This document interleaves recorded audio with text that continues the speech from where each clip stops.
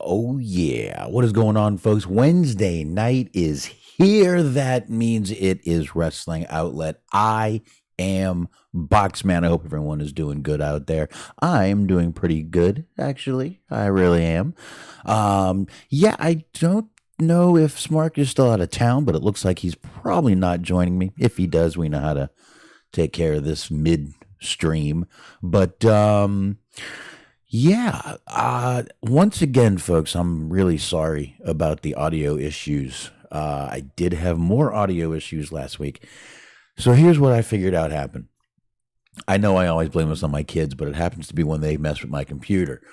My middle child, Dylan, was trying to get his Roblox game to have sound through the computer instead of through the mixer because he couldn't figure out which button to use on my mixer to get volume. So he went in the settings and turned everything on. Everything. So what happened was I had a bunch of different audios mixing together, causing static, causing volume issues. I had to completely uninstall and reinstall my drivers from my mixer and my audio card. I had to reinstall everything. Like, I got home at 6:20. I was working until 6:50 to get everything all fixed up before 7:00 when AEW came on. But I'm 99.9% sure my audio is fixed back to normal. Shouldn't be any static. And there's not a ton to get into tonight. So since I have a feeling a lot of people shut off the show the last 2 weeks, since WrestleMania is coming up this weekend, I'm going to go ahead and do some of those WrestleMania predictions one more time. We'll do that later. We'll probably wrap up with those. But we really don't have a bunch of stuff to get into because the main thing this week really is WrestleMania. WrestleMania is the talk of the week. WrestleMania, all the shows going on around WrestleMania and all that stuff. So that's really the talk of the week. It's Mania, and Cody and Roman, and pretty much that's about it. I mean, AEW, it wasn't a bad show tonight. It wasn't a bang up show, but it wasn't bad at all. I actually enjoyed the show. There's some really good matches on there. We'll get into all those a little bit later too. But yeah, so basically, like I said, we don't have a ton to get into, so I guess I'll just go ahead and might as well just jump into it. I know I did a nice short show last week. I'm going to try to keep that, since I'm by myself again. I'll try to keep that kind of on the same level, hour 15. Listen, I talk fast. I know I do. I apologize. Now, one thing that I know everyone's talking about was the CM Punk thing. I got to be honest. I'm just not even going to bring it. It sounds like unnecessary drama that's leading to something that it's Punk being Punk, and Moxley was all vague with his answer to on the Sessions podcast. So it's like, I just, we've shit on Punk enough on this show. I personally have shit on Punk enough on this show. I just don't feel the necessity to bring it up when every other show has brought it up and talked about it and dissected it. And, it was over the weekend, so it's not something I'm really going to even bother with tonight. There's more to talk about than just that. There's, folks, of course, we must start off. There's also some a little bit more drama with the K100 story. Conan and Disco Inferno, have gotten Bill Body to change his Twitter from K100 Informer to Billy Wrestling, due to the concern that the show would get unwanted heat from Bippy's comments. I don't know if he meant Billy or Bippy. There's a Billy, a Bippy. The L and P are close together. He might have just, that might have been what he did. That's excellent. That's awesome. And Peter Gabriel, big time. That was a good, that's a good song. Doesn't even have to be a good WrestleMania theme. That's a good song no matter what, really. It really is. I'm a big Peter Gabriel Genesis fan. I like Genesis. I like Phil Collins too. I think he's badass. Noe, my man. Noe, what is going on, brother? Thanks for joining. Oh, wait a minute. This might be Smarky Smark. Oh no, it's Eric. Yeah, I was watching a little bit of that All Access before we jumped on, and it is pretty cool. I mean, you got these guys and girls out there, and they're completely makeup free, and just kind of talking. And I mean, I'm turning around every couple of seconds and peeking at it, but looks like this one's focused a lot on the Britt Baker and the Young Bucks. So it is kind of cool. But doing good, Noe. Hope you're doing good. Enjoying the new job. It's a little hectic right now, but that's going to smooth out. But we're all in a much better place now. I'll just put it that way. I'm going to leave it at that. You know why. But listen, by the way, Noe, I literally like right before the show, got John Wick 4. I have it. So it will be watched, I promise. Actually got to be around tomorrow. Might check it out tomorrow. I got to be around tomorrow. The wife has a court date, not a criminal court date, but a court date nonetheless. And I'm going to have to be watching my little girl. So I got it. I'll watch it. I'll talk about it a little bit next week, maybe. That's what I'll do. I'll talk a little bit about it next week. But yeah, definitely want to check that movie out, and I will. Like I said, I've got it. It's on my computer or, my TV, whatever. Streaming service. That's what I mean. That's totally what I mean. Anyway, folks, like I said, we're going to go ahead and start digging into some of this little bit of the news here. And like I said, there's not a ton really to get into. A lot of it either has to do with WrestleMania or things revolving around WrestleMania, or Vince, of course. We're back to Vince news. Cody Rhodes personalized a weight belt that he's going to be wearing at WrestleMania for this title match against Roman Reigns. It's inscribed with all of the wrestling promotions he worked for when he was away from WWE. Even AEW, ROH, there it is right there. Pretty cool. Actually, a pretty cool belt. I'm sure, not sure if he'll keep it or if he'll give it to a fan. He's probably I could see that being like a charity raffle or charity auction, one of those things after the match. A ring-worn Cody belt, and he gets to keep one too. Pretty cool looking though. A lot of Cody seems to like the white. He likes all the white stuff. So white belt, got the Cody kind of in the, I guess, kind of the rusty, almost kind of like how Dusty's name used to be, almost like the cowboy. It's pretty cool, and like I said, it's inscribed in the back with all the things he worked for. It's got his horrible tattoo on the part of the strap right there that goes through the buckle. It's got the tattoo.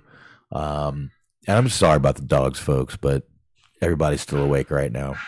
So, but anyway, I'll just keep talking. They're just barking. They're not fighting. They're just barking. But on the heels of Cody's weight belt, he actually introduced another belt. It's just kind of a custom belt. It's the American Nightmare belt. American Nightmare. Right, that's going to be next after Cocaine Bear. The American Nightmare. He goes out at night with a horrible tattoo on his neck and does bullshit. He just blows himself in public. Okay, here's once again the belt though. It's got the tattoo right there on the front. It's got the American Nightmare Cody Rhodes symbol. It's got the thing on the bottom. The American Nightmare in their font up top. And pretty cool. Cody's holding it up and it looks like the smaller belts used to be. It doesn't look too giant in his hand. Unless Cody just has a Noreb says the cocaine nightmare. That's just as good. Oh shit! Hold on, folks. There's Smark. I'm gonna have to get headphones on. Hold on. Let me turn this down so y'all's ears aren't blown out. Hold on. Here we go. Hold on. I got him. Hold on. Hold on. Need the headphones. All right. Hold on, Smark. Hold on. Stop. You hear me? Smark, hold on. All right, folks. I don't know why we can't hear Smark, but just give it a second. Let me see if the volume's working. He says he can't hear, so hold on a sec. Let me check the audio settings because, of course, this did update tonight. Oh, hold on a second. All right, hold on, folks. All right, that should level out now. Smark should be able to hear me now. There we go. I got you now. Yeah, and I should be able to level Smark out a little bit now, and there we go. Give me 1 second, folks. We'll get this camera back. Hold on a second. Let me change out this. I'll leave that picture up there while I'm doing this, folks. Just give me a second here, Smark. You got it. Let me do a little switching out of things right here. Remove that. And let me shut this bad boy down. Hold on. If I don't shut XSplit, my camera won't work. I've exited. I go here. Camera on high. All right. Let's show me in the grid. Let's get us behind here and behind here. And let's get us back on the camera now. All right. 1 sec, folks. We'll be back on camera. We'll be on the camera. We'll be on the camera in just a second. There we are. Look at us. We're going to be above the picture for a second, folks. Hold on here. I'll move us down in just a second, I promise. Okay. Let's get us tight in here. I'm going to take the Cody picture down real quick, Smark. There we are. Please do. I'm sorry. I did. I apologize. My God. I know. I've never wanted somebody to lose a match more in my life. You know, not that I want the guy to lose, but I want the guy to lose. I want all of this to be, I don't know, I haven't gotten to the belt yet. I don't want to talk about it too much. oh, actually, I'm right there. Hold on a second. All right. I am right there. Hold on 1 second. Now, we're talking about the weight belt or the other belt?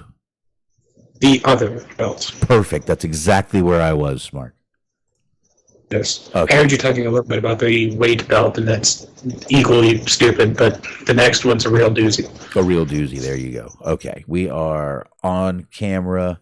Let me get back on Skype. Yeah, I figured since Skype updated, it jacked up a little bit. So hold on a second. Smark, here you go. With sound, there you go. You should see everything. You like our sides? Hell yeah. I cartooned us. That you did. I got a little crappy app on my phone, and I'm like, what the fuck? Who cares, man? So I just jumped in and got that picture of off of Facebook of you right there. So, all right, and you have the little emoji dick sticking up right there. Yeah. Yeah. It works. Oh, I can't reach it. Oh, yeah. There you go. Okay. All right. So, Smark. No, wrong one. Here we go. Back to the belt. So here he is with the belt, Smark. Now, I was just wondering if he has huge hands or it's a small belt. Oh, it's a small belt there. Okay, it's just a small belt. All right. So, there's many things wrong with this photo. First off, he looks like he's about 80 years old. It looks completely photoshopped. I hope it is photoshopped. I hope he did not fucking commission this himself. oh, you know he did. Oh, you know he. Which is why, again, I've never wanted somebody to lose a match more than in his life. Like, just imagine if he spent this money, however much it was, it doesn't matter. It was too much to have his own fucking monument built to his ego, and then he still loses. Man, that would be, and again, it's not just, and by the way, I've got all the WrestleMania matches, Mark. We can go over those to wrap up the show tonight. I figured we'd do that.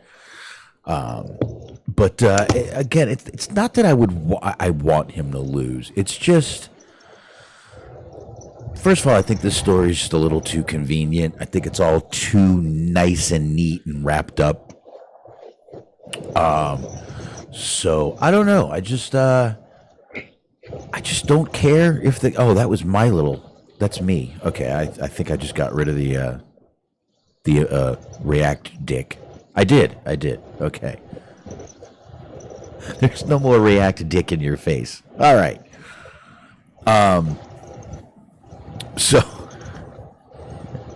but like I said, this story's too neat. It's almost too neat. I don't see it. I think no Rab Jinder should not win the fucking strap. Lord, what is wrong with that guy?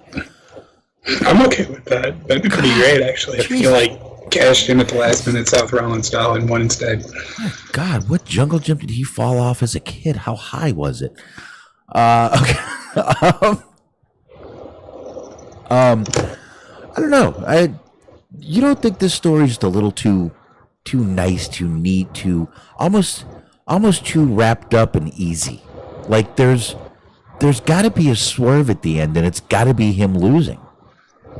I hope so. Because I mean, like, I don't know, just he's like the most unrelatable, like, common man character of all time. It just doesn't work for him. Well, because again, he's just like an out of touch. I mean, I don't listen. He's kind of an out of touch douche. Like, he's unironically doing what MJF is doing as a heel, but he's doing it as a face. The whole salt of the earth thing.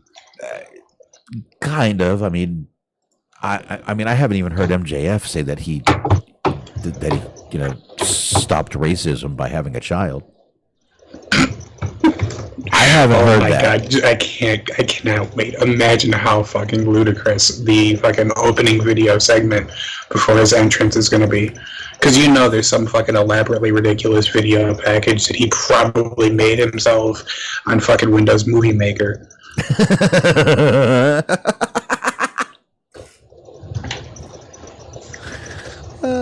That's well, I mean, that's obviously where they made the that Shazam video. Mm-hmm. You did Shazam, Wrath of the Gods. You caught that the second week, right? Yeah, I did. We talked about it. Yeah. It was pretty awful. So, yeah, I don't know, man. You're right, though. He is kind of just doing like this total heel gimmick as this like total baby face, and it doesn't go. It doesn't fit. But it seems like he doesn't give a shit, Smark. No, he does not. No, I don't think he does. I don't think he cares. I think he's so out of touch that he thinks this is just like, all this is awesome, it's cool, and everyone loves it, and he's like this social media mogul or something. I don't know, man. It's annoying. And you're right, he does look pretty bad in this picture. It looks like they had like fluorescence above him. Mm-hmm. That looks like I mean, I guess it's working, but somebody's buying into this shit, because like last week Roman made a line in one of the promos, made mention of the fact that you basically left the company to create your own company and you still couldn't get over, so now you're here again. Yeah. And like people were so upset online. I was like, first off, who's the heel? Like, I'm confused. That's a very true thing of you to say. That was a pretty babyface line. That was something Cena would have said as a babyface. I stood up out of my chair and I applauded. Yeah, there you go. But that's seriously something Cena would have said as a babyface. How many times has Cena just completely just burnt a guy to the ground on the microphone? Zack Ryder. We're still sweeping up Zack Ryder. That poor man. He hasn't been there in, 8 years, and we're still sweeping up that motherfucker. That would have actually been pretty great if Roman said that line and people just started cheering. Like, people were fucking chucking streamers into the ring like it was an indie show in 2005. Like Adam Cole just won a match? Mm-hmm. It's like Adam Cole just won a match. Yeah, I saw that. Fucking balloons come down from the sky. There's pyro. Attaboy, Roman! The guy couldn't get over as a babyface. Meanwhile, he tears down Cody Rhodes, and he's the instant babyface in the company. They finally did it. They finally got Roman over as a babyface. To me, at least. Listen, he'd win me over if he won me over with that line. I was hearing that line all week this week on reviews. Because I am dead serious. I am like absolutely 100% dead serious. Like, I was bummed out when Sammy didn't win the belt.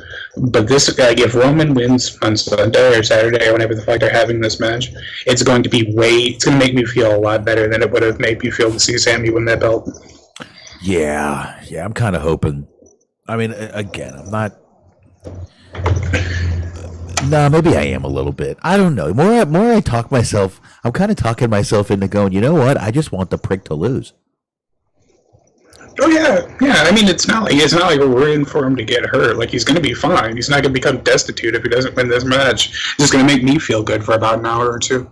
No, like I said, I think the story is too compact. I think that he goes here. Wouldn't it be nice if he actually won it? Didn't Dusty create SummerSlam? You know, I don't know.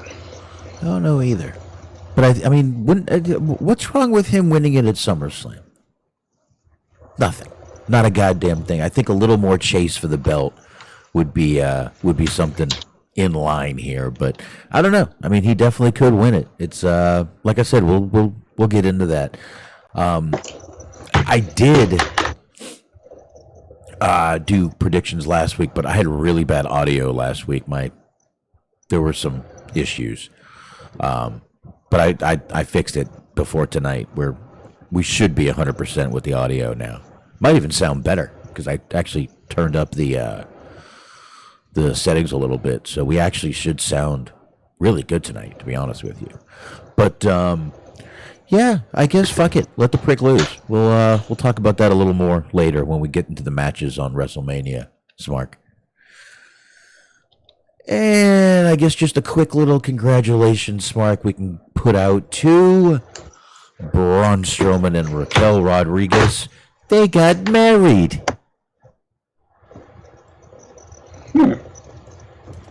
Did you not know they were a couple? I did. No, this is usually how I learn about things like this, actually. Right here on the show? Yeah, actually, yes. I don't really keep in touch with the comings and goings, pun intended, of people's love lives. Listen, I saw it on Facebook. It was a good picture. I thought, what the hell? Let's congratulate the happy couple. There you go. Braun Strowman, Raquel Rodriguez, married together. Good luck, Braun. Good luck. What else? Hey, that's what you're supposed to say. Good luck. Good life. Mm-hmm. Well, speaking of congratulations and good life, here you go, folks. I'm assuming the last inductee into the Hall of Fame, Stacy Keibler, is the last. I think the last inductee into the Hall of Fame. Oh, excuse me. Why is it so heavily photoshopped? I don't know. I got it right off WWE's website, though. Ooh, sorry. They're going to kill us for that. Oh, no, I mean, I totally believe that's the way that they did it, but it's just like, some people, like, of all people, to fucking Photoshop. Yeah. That's one person that doesn't need it.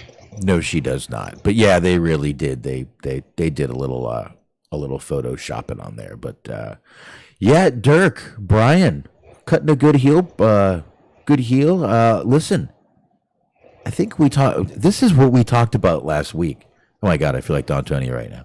We actually talked about Brian coming back and going, fuck it. They think I'm a selfish prick. I might as well be a selfish prick and being the heel.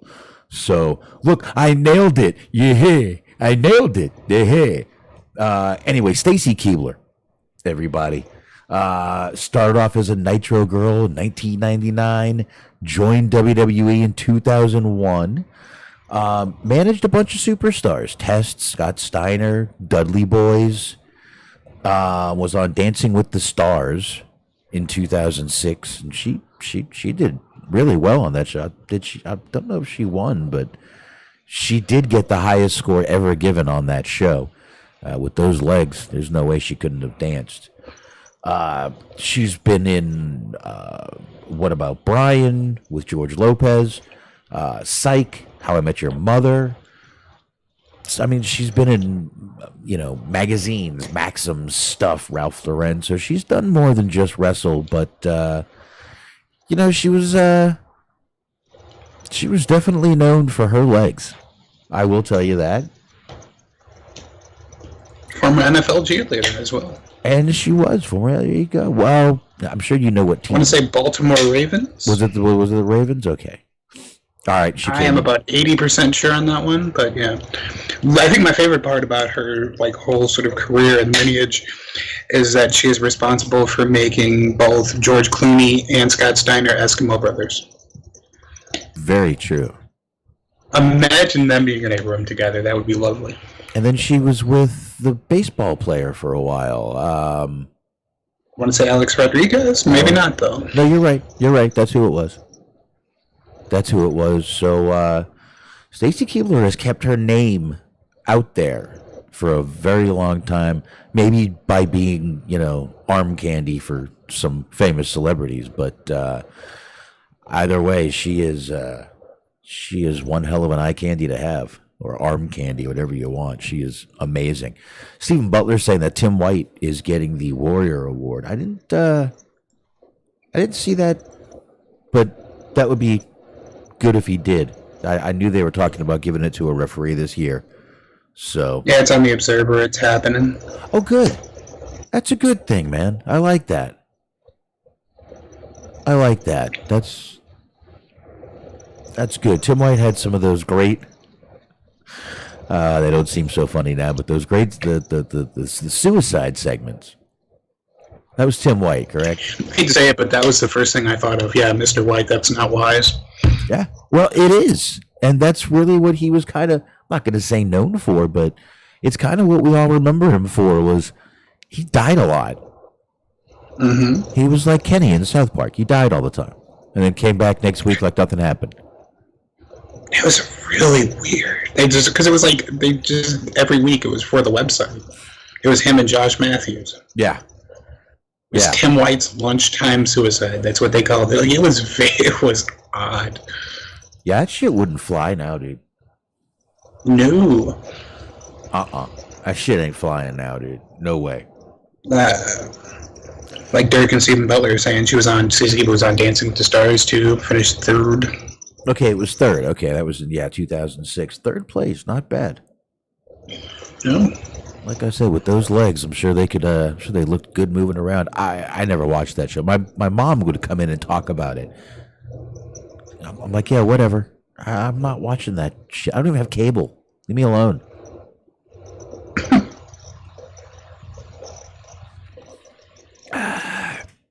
But my mom loves that show. So, speaking of someone who I'm sure is very happy to see Stacy Keibler around for the weekend, let's talk about Vince McMahon.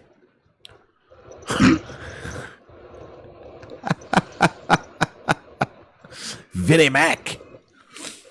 Well, y'all remember that pesky close to 18 million Vince took from the company to pay off women? Remember that? Everyone remember that? Allegedly. Oh, don't worry. He paid it back. No, he paid it back. It's okay. It's okay. He paid back $17.4 million to the company to cover the costs related to the investigation and into his alleged misconduct. So there you go. Vinnie Mac kind of paying everything back. Sorry, my daughter is literally tiptoeing out of the room and now coming back. Mm-hmm. What do you got? Well, at least he made good to the people he had wronged, which I guess are the shareholders. Yeah. I mean, listen, I guess this is how you right a wrong. You pay people back $17.4 million. The Wall Street Journal only had him being investigated for 12. Man, Vince, what did you overpaid, brother? What? I didn't know such things had interest rates. That's interesting. If you don't keep up with the VIG, that's what happens when you take out a loan. They get you.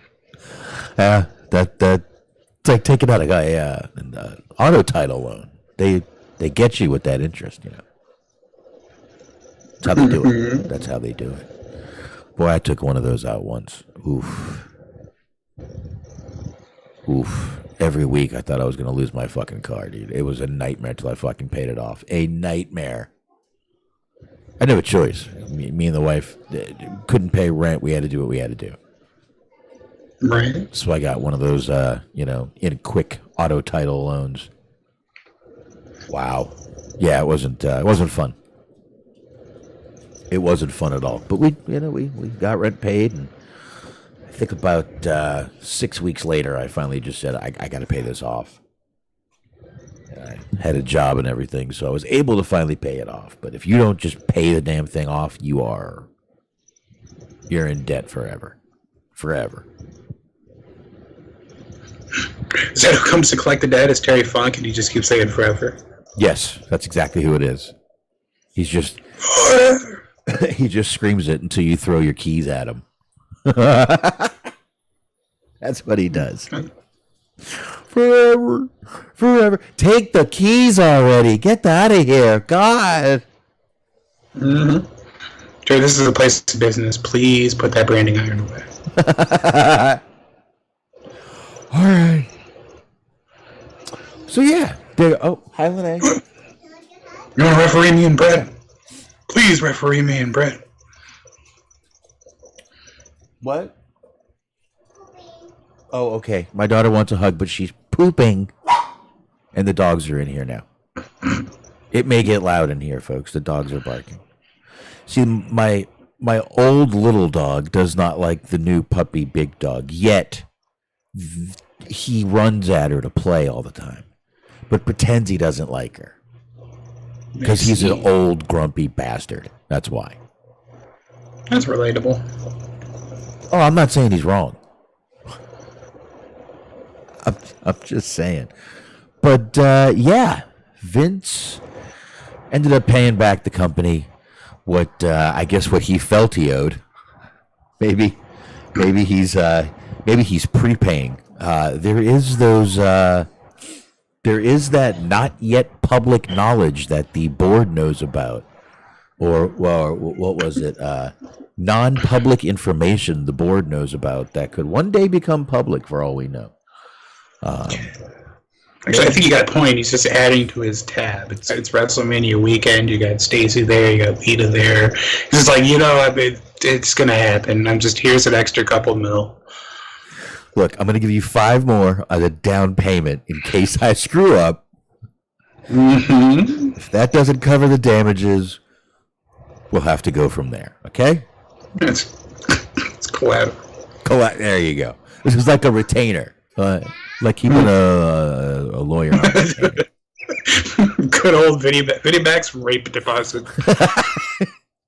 Yeah. The rape fund.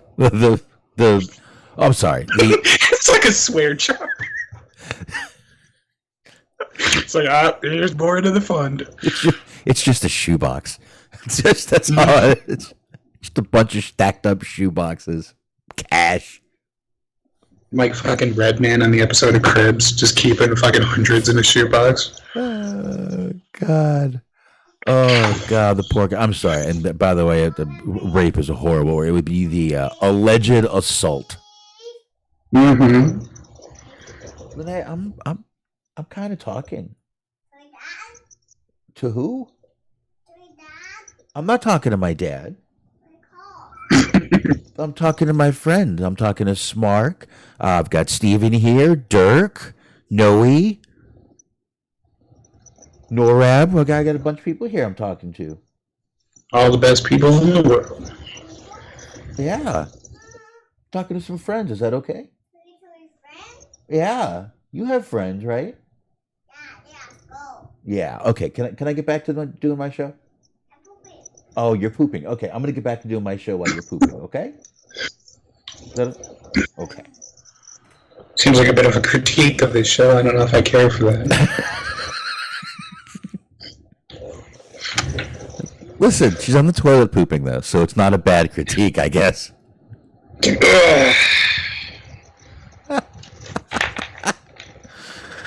Oh boy, this house is built weird. All right, the placement. It's the placement, Smark. So anyway, really the last story I have to get into still has to do with Vince, and I guess there's a new book out on Vince McMahon, Smark. It's called Ringmaster. Yes. Have you seen this? In the sense that I saw it when you sent it to me, yes. Okay. Yeah, we're gonna pop that picture up in a minute. So yeah, Abraham Josephine Riesman. I'm thinking that name is Riesman or Riesman. Has a book out, and it's all about Vince McMahon. It's kind of the unofficial autobiography of Vince McMahon. Now, Abraham, we'll go ahead and put this picture of Abraham up here. Abraham Josephine, there you go. Okay, they're a journalist, as they say, a writer. Also has is senior writer at I guess it's a outlet called Vulture. You ever heard of Vulture, Smark? Yeah, I've heard of Vulture, but my God, I'm looking at the photo. Vulture. I was unaware that Jim Gaffigan took up a career in journalism. Well, listen, things happen. Careers go bad. I guess you can only make so many Hot Pocket jokes. Yeah, there you go. But they cover comics, graphic novels, pop culture, and obviously a little bit of wrestling here and there. This guy fucking sucks. I'm a journalist. I cover Batman. Yes. It was the You write for author. the fucking Gotham Times, you idiot. I'm sorry. Well, I'm going in on this guy. Also covered True Believer, the rise and fall of Stan Lee in 2020. Oh, you need a huggy? Okay, I give you a huggy. Oh, thank you, pretty girl. I love you. Can you take a dog with you? No, leave her here. Okay, we'll leave her in here. Okay. All right. Anyway, co-host of the podcast, and now it's all this. The podcast is pretty much about the same thing that they write about. So, and a contributing writer at New York Times. So, not just someone out of there, but basically this story is supposed to be covering Vince McMahon and all. It even goes into the hush money payments and all that stuff. But it's going to go over the past 4 decades of Vince McMahon, and like I said, it's kind of going to be known as the unofficial autobiography of Vince McMahon. I believe you can pre-order it on an audiobook. I don't know who's reading it. Well, maybe there'll be a pop-up book version soon. Might be a pop-up book. Hi. What? Fun. No, you can't have a beer. Why? You can have a piece of ice, but no beer. Beers are daddy's. Oh my lord! Do I have to tell? Do I have to? Does mommy know you're in here? Yeah. Yeah. Okay. Do you think so? All right. Gee, thank God we don't have nudie pictures up here or anything. But yeah. So once again, we went a few weeks, Mark. No Vince, but once again, we got to have Vinny Mac back in the news here, my man. Got to have it. Okay, so outside of just making fun of this guy, the thing that I'm taking umbrage with here is that Like, he's just a random dude. Like, he's not really a, like, premier journalist. He wasn't with the company or anything. Like, why would I care about reading his findings in particular? Well, obviously an AEW fan. I would guess. So, now, why would you read the findings? Because you hate Vince also? Yeah, but I mean, like, Vice has done this. I think there's about to... We talked about there's going to be a Real Sports piece at some point. It may have already came out. I can't recall. I don't think but, it like, has. legitimate news outlets have already covered this. Like, why do I care about a guy who writes about fucking Iron Man, what his take on Vince is, or what he managed to cobble together from Wikipedia articles? I don't know. You probably don't. Chat GPT, maybe. I don't know. I really don't. I can't answer that in an intelligent way. That's going to not sound like I'm completely making it up, so I'm not going to attempt to. I mean, I guess I could. Right. But I won't.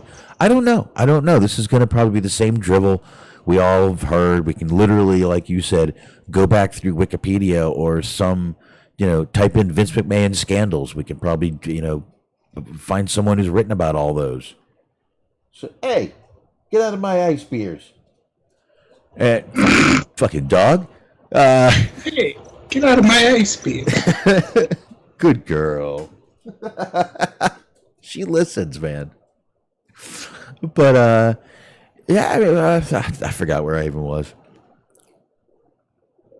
We're just talking about, like, this guy's credibility. Oh, yeah, I have no clue. Like I said, we can probably find all this stuff, like you said, online.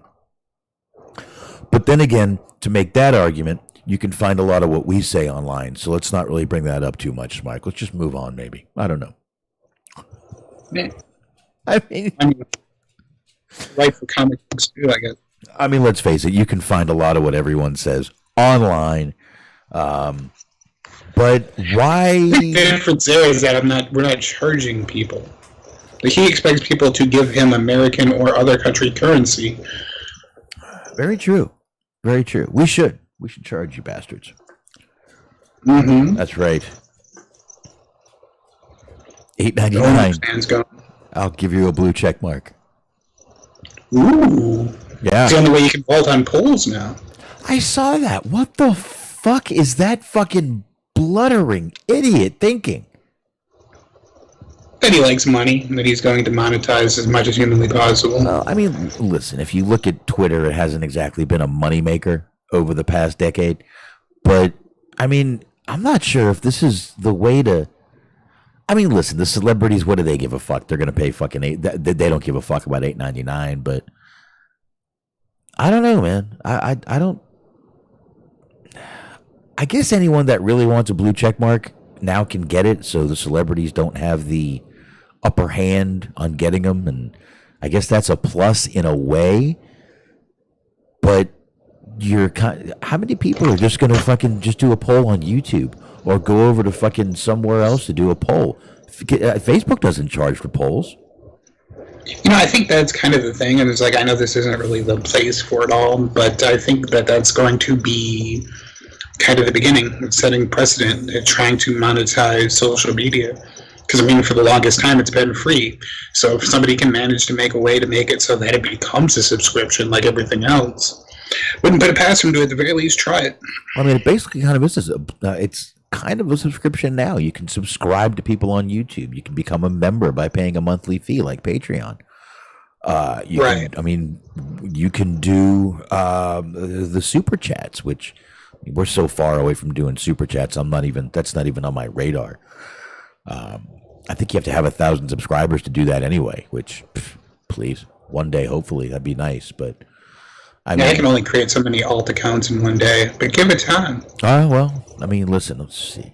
By the way, folks, I think we're only like 3 weeks away from 300 episodes. Yeah. I think this is 297 this week right now. Like the one we're sitting here talking, doing, rapping about. I think this is 297.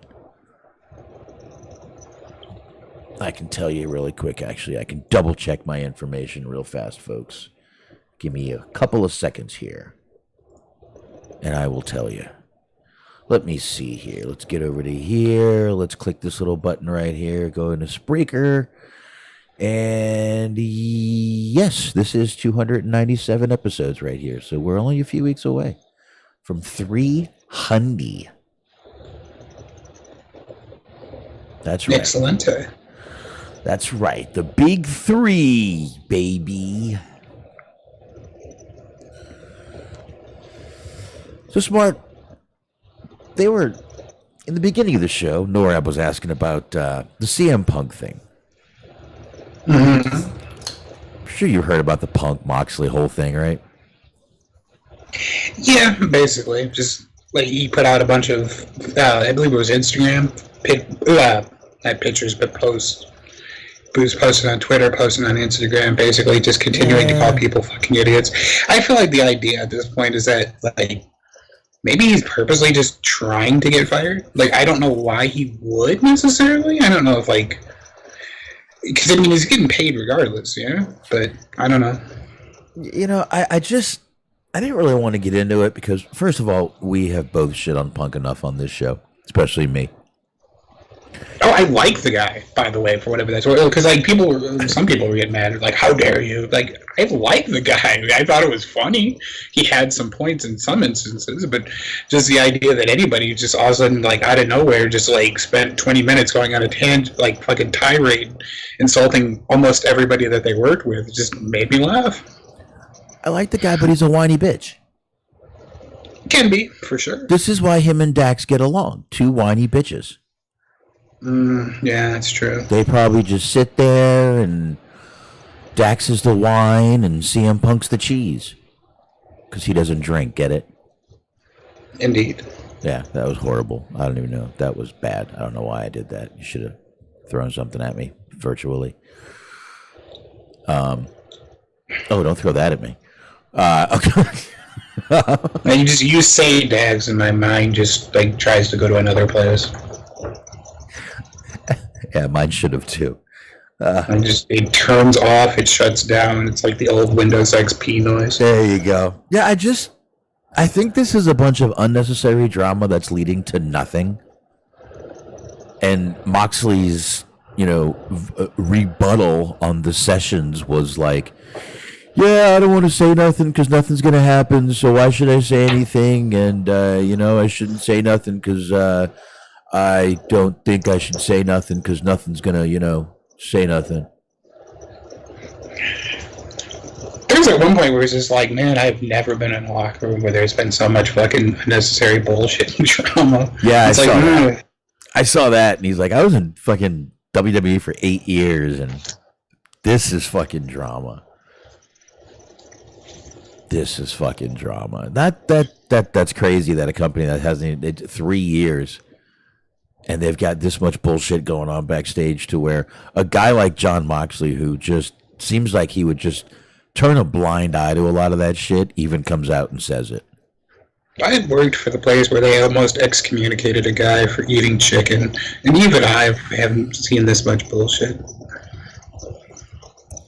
But I think he ate chicken over Benoit's bag. Now, he should actually consider himself lucky to be alive today. And this just fucking walking but through the cemetery eating a double down. Oh, man. Just eating right over fucking bucket of chicken right over his fucking grave.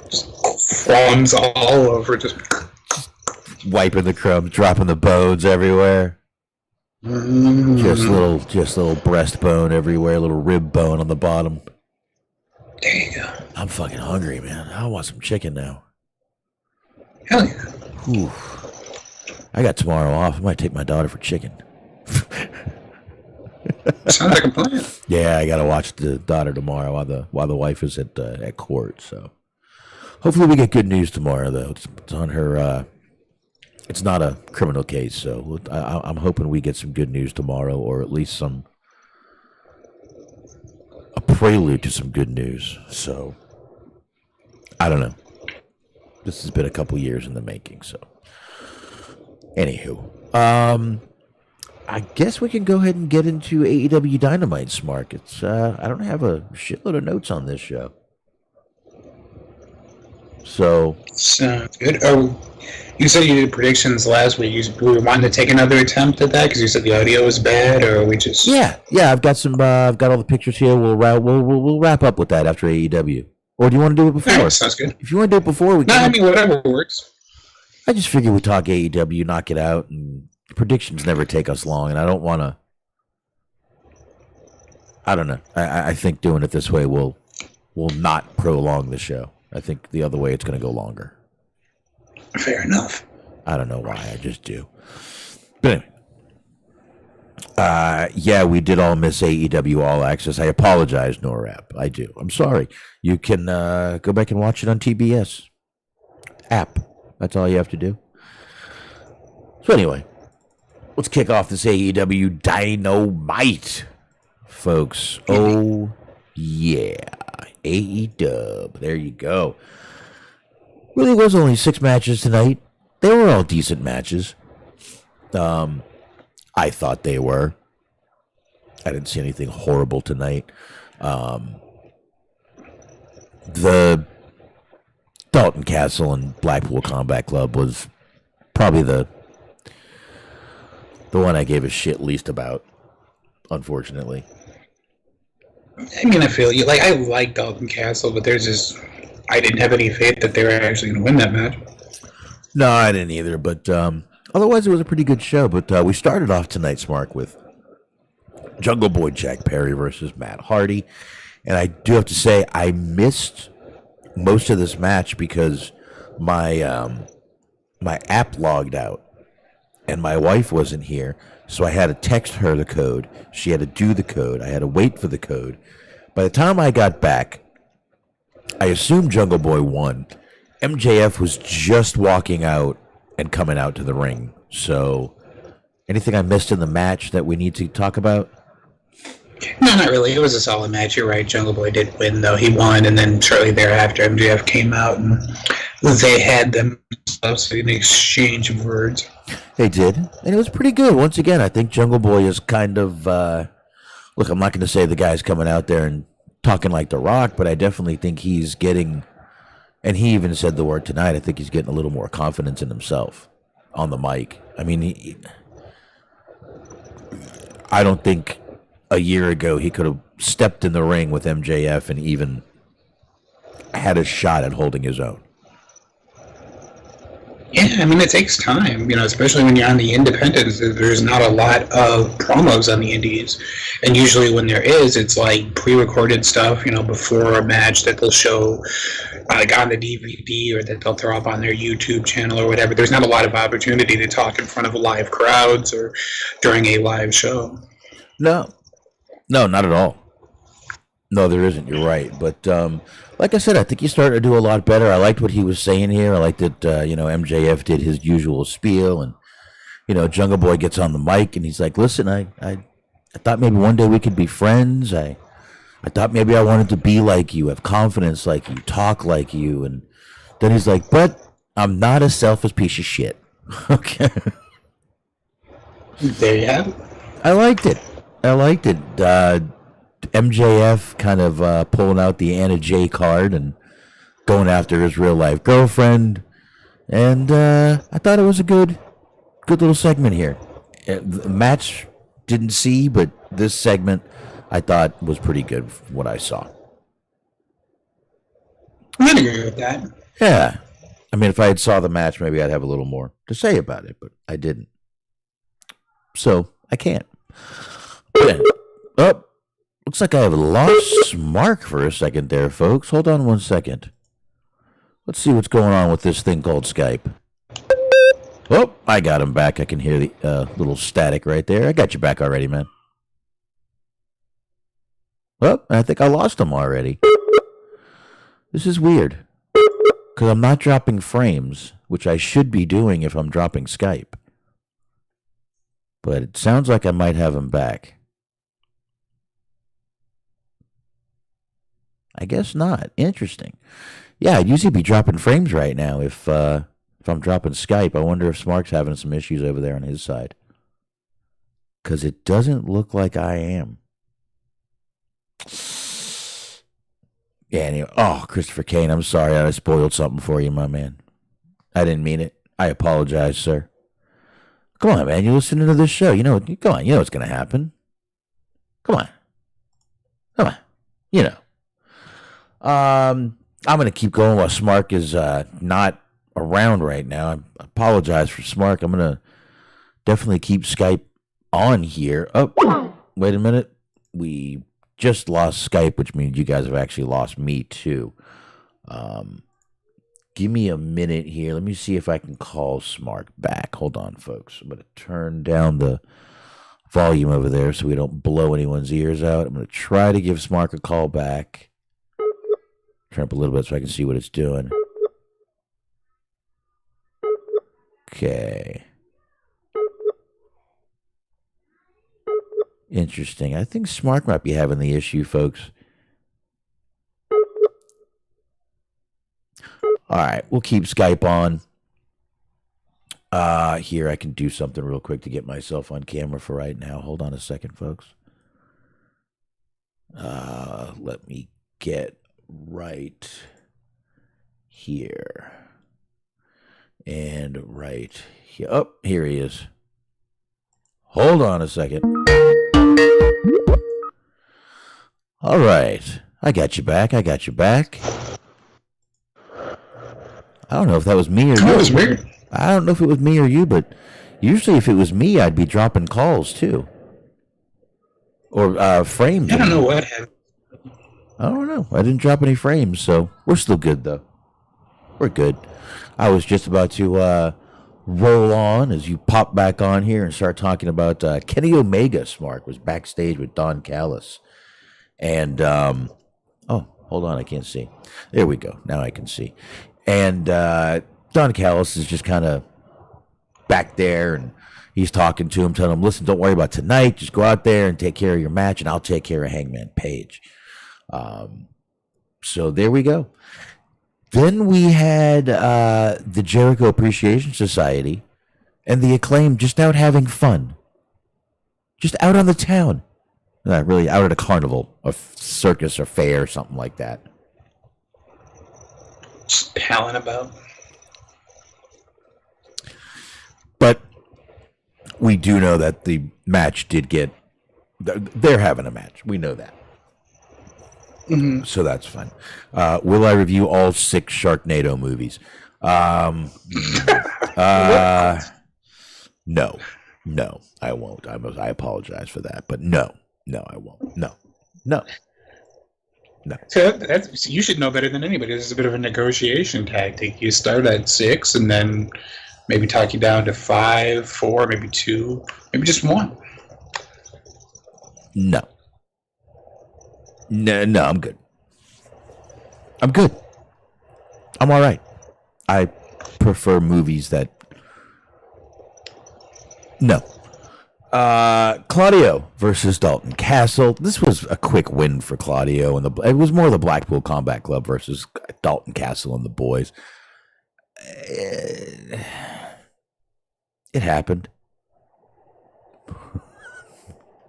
Right? It happened. It did. So we get Hangman Page. He's backstage with Alex Marvez. Marvez asking about the Young Bucks, and here comes Don Callis. Don's apologizing to Hangman for last week when he grabbed his arm and then pulled a Guerrero, faked falling down, and Omega got pissed. And he held out his hand to shake hands with Hangman, and here comes Blackpool Combat Club. It took out Hangman, but they also took out Don Callis. And PW Insider's reporting that Callis was actually busted open. And if you look, that blood looks like real blood. Yeah. It's got that nice, good red tinge to it. Little plasma-y. So, and he's got a lot of blood running down his face. But according to PW Insider, he was busted open for real right there. And as you can see, right after this, the next match was Kenny Omega versus Jeff Cobb. Which I don't know why, but just that being like the lower third graphic in that scene makes me laugh. He's like injured. There's like, yeah, all right, Kenny Omega, Jeff Cobb coming up next. Yeah, don't forget. Don't forget. Yeah, Norab was telling us that Matt Jackson has a partially torn bicep. Yeah. I don't want to see anybody get hurt, but I'm all right not seeing those guys for a few weeks. I'm not gonna lie. Maybe when he comes back, he can make his own custom belt and. Oh, there you go. Just take out a dildo and suck his own fucking dick in the ring. There you go. Or not. So anyway, we did have that match, the Jericho. I'm sorry, the Jeff Cobb versus Kenny Omega. I actually like this match. I like Jeff Cobb. I think Jeff Cobb's a big guy. He can move around really well for his size, and not just like not a fat guy. He's a fucking jacked motherfucker, and I think he can move around pretty good. Yeah, I think he moves around pretty good for his size. Even gave you a little glimpse there where you thought, holy shit, Cobb might actually win this. Omega then hit the one-winged angel to retain the IWGP Heavyweight Championship. After the match, once again, this show is becoming all about Blackpool Combat Club. They're the new NWO, Smark. Yes, not to be confused with the other NWO that they're trying to do. Yeah, exactly. There's like 15 of these going on. But Blackpool Combat Club comes down. They surround the ring. This was like the moment the Nexus came in. Omega's all by himself, and some music hits, and it's Daniel Bryan. Daniel Bryan comes in. He hits the ring. He's sitting there with Omega, and he holds out the hand and helps Omega get up. And then next thing you know, Omega goes and runs at, I believe it's Wheeler Yuta. He goes out to run, and Bryan sets up, boom, turns heel, takes out Kenny Omega. And yeah, the Elite do come down to make the save, the rest of the Elite without the Bucks. But listen, I don't mean to toot my own horn. Toot, toot. But I did say this would be the best way to bring Bryan Danielson back. I really did. I said, I'm telling you, I say next week he comes on. Everyone thinks I'm a selfish prick for going home with my family. I might as well be that selfish prick that you think I am. I'm not going to let you down, folks. You think I'm a prick? You got it. I will be. That's what you want? So when you said that the Blackpool Combat Club was going to be this, like the Nexus, I was just secretly hoping that next week they're all cutting a promo and just they never announce or explain why, but just Michael Tarver standing behind them. No, Cena's going to take them out one by one. Ooh. There you go. But no, I kind of thought this is the way it was going to go with the Danielson thing. Just the way it was working, I thought it was going to work like that. It's great. I like it. I didn't want him to come back and fight with the Blackpool Combat. Who wanted to see that bullshit? Honestly, no one wanted him to come back and fight with Moxley and fight with Yuta and fight with fucking Claudio. No one wanted to see that shit. And you're not going to see it. You know why? Doesn't he have a ROH pay-per-view coming up soon, Mr. Khan? Yeah. You're not going to have the ROH guys fighting the ROH guys right now. A lot of those guys are solid in ROH. And you're just not going to do it. I think this was a good way to bring Bryan back, and I think it's going to work out well like this. But we did get. I mean, he's versatile enough to make it to make both sides work. Like he's obviously a good face, but he can be a good heel. You know, Weave's doing that whole environmentally friendly heel stick not too long ago, and he was crushing that. So, yeah. Oh, okay. That pay-per-view is this weekend. Thank you. I was just looking that up because I thought it was, but I didn't want to misspeak. I was on the Ring of Honor website as we were talking about that because usually they do a show over WrestleMania weekend, but I didn't know if that had changed or not. So do 9 bajillion other people, but Yeah, well, that's all right. I don't blame any of them for doing it either. But yeah, Blackpool Combat did leave, raised hands. Kenny Omega lying in the middle of the ring, literally dead in the center of the ring if you look at him. So there you go. After that, though, we get a recap of the FTR and the Guns, their whole little thing from last week. And basically, the Guns cut a promo, and eventually they do say that they will have a match next week. And it's the AEW Tag Team Champions, the Guns, versus FTR. Titles versus AEW careers. Let's go, Guns. Let's go, Guns. Let's go, Guns. Ain't happening. FTR's winning this match. I think they. I think. Actually, take two. I'm not normally pro Guns, but there you go. There we go. Especially not after what happened. Especially not after what happened in Nashville. Yeah, unfortunately, that's 2 hours outside of where I'm at. But last week I wasn't here, but last week I thought it was fucking stupid. Like, they come out and they're like, if we will have this match, and if we don't win, we won't team again. And they're like, no, that's not good enough. We don't care if you ever team again. And he's like, okay, yeah, but if we lose, we'll just leave the company. And it's like, did you not hear him? Like, why would they care if you not teaming anymore was not enough to make them accept?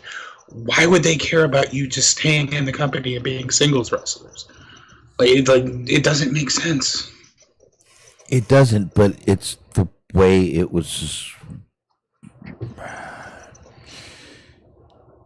No, you're right. It doesn't make sense. I can't again tonight. It's I'm the stumped. same thing. The first stipulation, because like if you're not teaming anymore, you're not challenging for the belt. It's the same thing as if you leave, essentially. As far as they're concerned, yeah, they're not worried about like wrestling you as a singles competitor. They don't care. Right, and you're right. The stipulations were basically the same. Listen, we'll never challenge for the belts. Oh, we'll break up as a team. Well, yeah, you're not going to challenge for the belts. You're not a team. What the fuck? But it is what it is. The match is not going to be bad. It's not. But you're right. It doesn't make a lot of sense. And I think FTR is winning this. I think FTR is already signed. I really do. They are, and they will. But I can hope. You can. I can hope for one more week that they'll just they'll lose and they'll go away. You can. Yeah, you're welcome to hope and pray, and you can play with your rosary, whatever you need to do to hope and pray. So there you go. Say a couple of Hail Marys, bring a priest in, bring Damien priest in, whatever we need to do. Whatever you got to do, man. Whatever floats your boat, sir. Whatever gets that chubby going. The only chubby going in this instance would be Dax Harwood. Him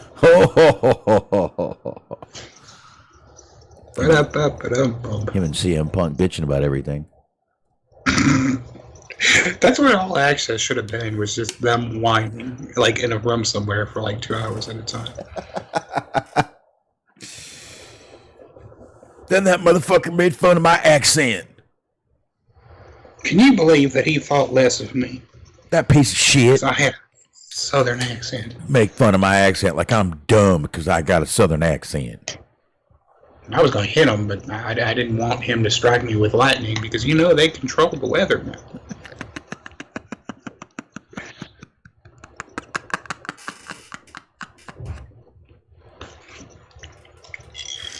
I can't even top that, so I'm not going to try.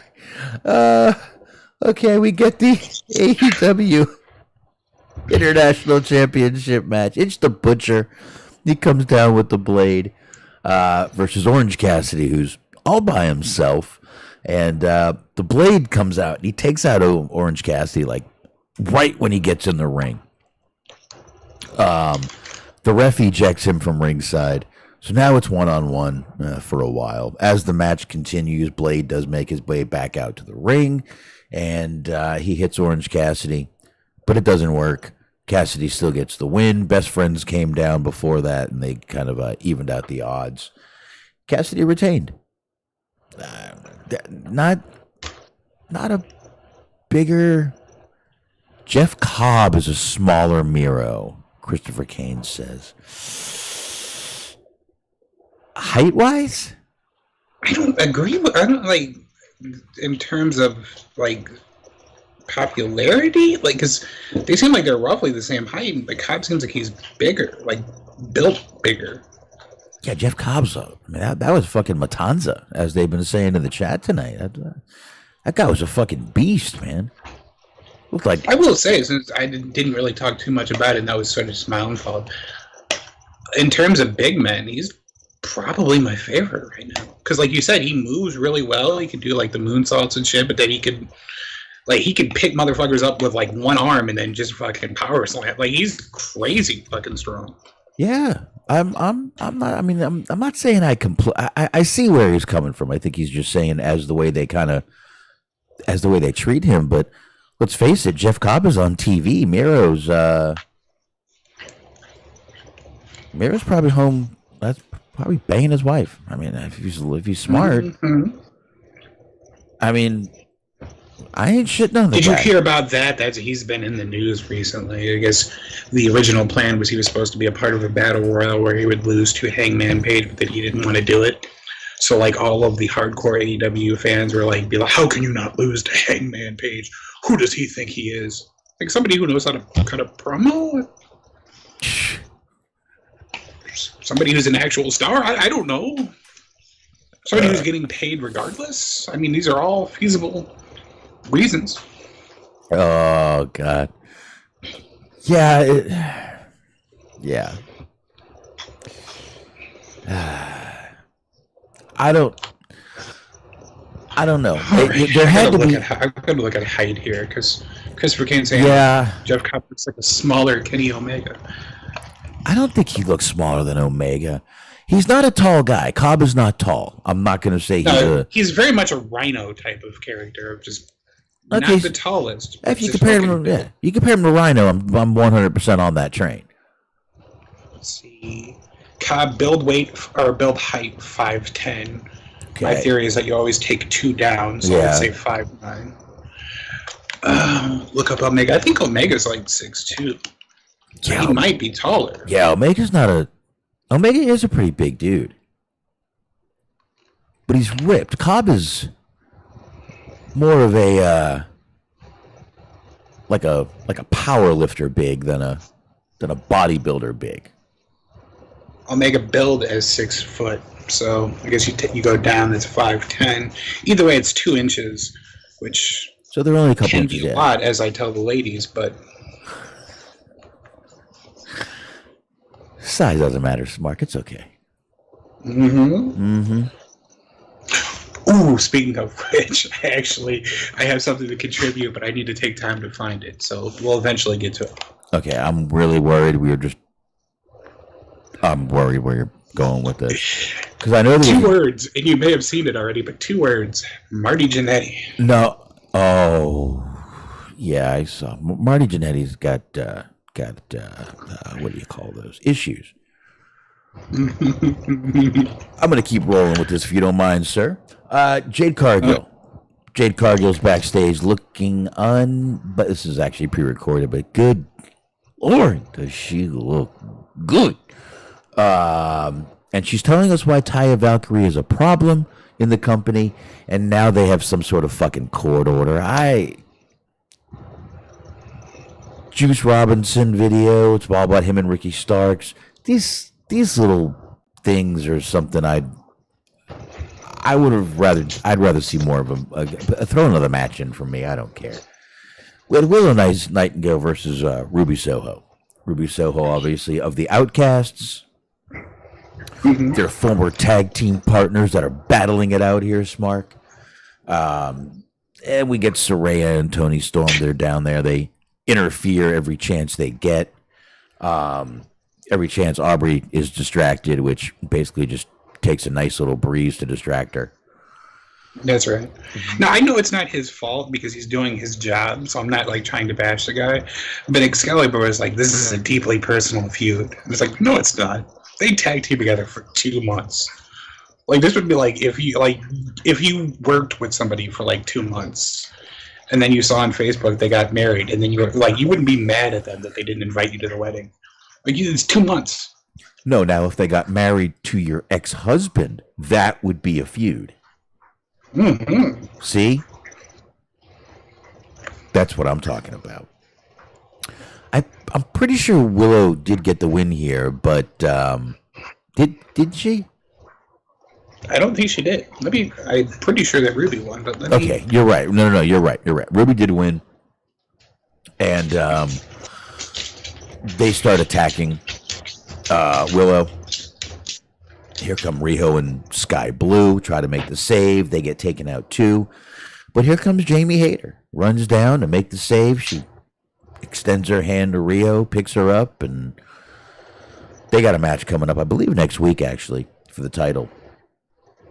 Now, Smark, I have good news and bad news for the next segment. Mm-hmm. Well, real quick, I will say what I've discovered about Willow is that, like, the character, I don't know her as a person, but the character is portrayed the way that her character is portrayed. She seems like somebody who, like, you would work with, and they would come up and talk to you while you were looking at something on your phone, and you would respond in one-word answers, hoping that they would realize that you didn't want to talk to them, but they would never get the hint. They would just continue telling you, like, 20-minute stories about how their dogs are like people. And then one time at band camp, yes. Which, literally, though, like, they said that her character, like, basically her gimmick, based on what they were talking about in commentary, is just that she's a nice person. And it's like, well, yeah, that is a really fucking terrible gimmick. Yeah. And I consider myself a nice guy, and I'll be honest, it's never really gotten me too far. Smiling, happy person really didn't work for Bailey, didn't really do great for Kylie Ray, not really a great history for that gimmick. Actually, it did okay for Bailey, but she always had that ass. I mean... Well, yeah, she had other facts, she had charisma. Bailey was always just squeezable. I mean, you just want to bite it. I mean, smack it up, flip it, rub it down. That's right. 2, 3, 4, 5 times in a row. Christopher Kane, Willow Nightingale looks like she does one sexual position. Yeah, it's missionary. It's only missionary. Mm-hmm. See? Yep, and her legs. This is the overall vibe. It's just that she's just not a very interesting person. Without her legs in the air, that's even worse. Just like flat missionary. She definitely looks like somebody who, instead of laughing, just says, "That's so funny." I know so many. That is a southern. That's a Southern Belle thing. That's a Texas, and probably where you're from. That's a thing. So again, back to the good and bad. Man, it's kind of both bad. Oh, Christopher Kane was thinking doggy. Well, that's because you're you, and I'm okay, and I'm not. All right. I think he's implying that he doesn't want to look at her face, which seems mean. It's mean-spirited. We don't condone that kind of talk here. No, I totally understand why he's thinking doggy style too. But so we got a power. You sorely missed about 40 minutes ago when we were making fun of Cody for about 20 minutes. Yeah, you did, but don't worry. I'm sure he made fun of him all week too. Mm-hmm. So we get a Powerhouse Hobbs video, Smark. Now, I'm not sure if that's the good or bad news, but the really, honestly good news is no fucking QTV segment this week. Yeah. Thank the Lord. Those are awful. They are awful. They're not worth my time. They're not worth your time. They're not worth anyone's time. I'm hoping they're gone, but I got a feeling they're just taking a week off to maybe build one, but I don't know. We'll see. But anyway, after this, we get right to the main event, everybody. Adam Cole, his first match back in 9 months, Smark. 276 days. Literally, if you got pregnant when he got hurt, you could have had a baby right now when he came back. That's right. What do you think of that? I mean, let that sink in. I feel like there's certain biological difficulties to that. I mean, call me old-fashioned. I don't want to... Well, I'm not saying you... But... Listen, Smark, Josephine.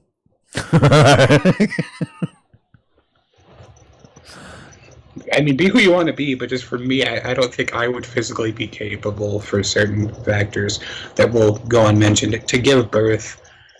You're lucky I didn't cartoon the picture of you and your gray sash. My gray sash. Yes. I could have.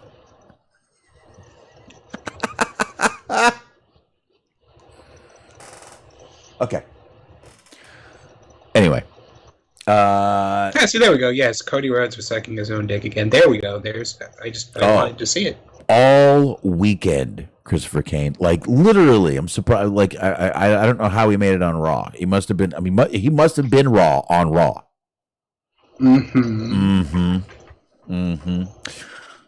So, now, listen. This match against Daniel Garcia, Adam Cole.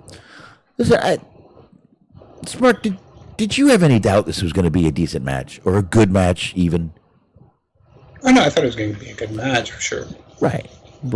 But, and I don't know if you're with me here, but you just think it's 9 months. It's Adam Cole. He's had some... I mean, he came out of NXT in a hot feud, came in with a hot feud. They actually continued that NXT feud over here a little bit. And then you bring him back, and the person you... I'm not shitting on anybody, but the person you decide to put him with is Daniel Garcia? Yeah, I mean, I get what you're saying, but, like, at the same time, like, you don't want to give a big match away for free, I guess, because it's pay-per-view, but, like, everybody knew that he was going to win the match, so, like, you don't want to blow, like, a high-profile match on something you know he's going to win. No, but you could have had him go out there against... Jesus Christ, dude. Well, I mean, there's a ton of guys you could have gone out there against and had a match that they could have brought out, but Daniel Garcia... You wanted to see Angelico, didn't you? No, I don't want to see him in this creepy fucking dancing. No. Get Dr. Luther out there, just fucking taking 20 minutes to do one move. No, he dances like he's about to masturbate in the ring. I don't fucking like it. I'm sorry, I don't fucking like it. It's like that's why he's on the YouTube shows now. They can't risk having him out there on live television. Yeah, it's like the prelude to a video I shouldn't be watching. I'm just no.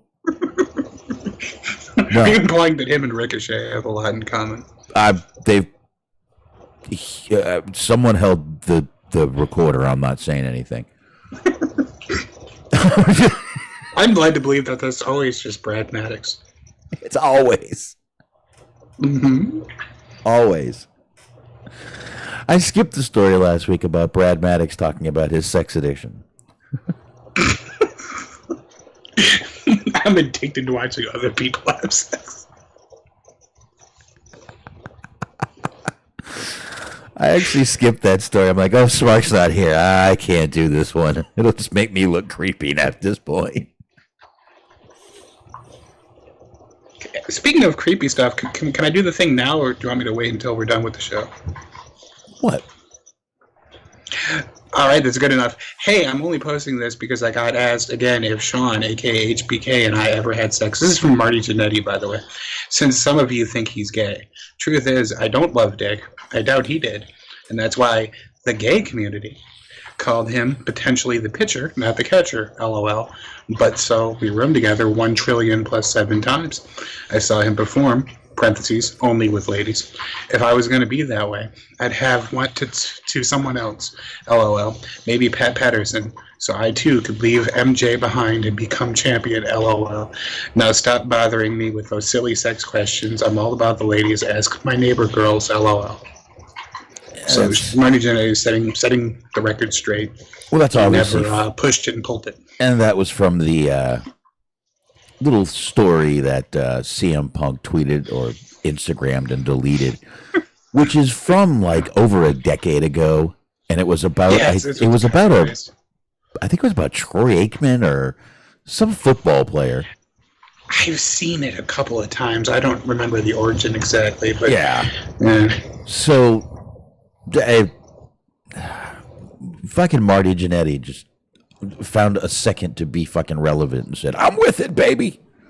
Because Kansas is getting Marty off the internet. No. I like story time with Marty. We need Marty on the internet. What do you think we fucking talk about here, sir? I literally saw that on a tweet that said new Marty story just dropped.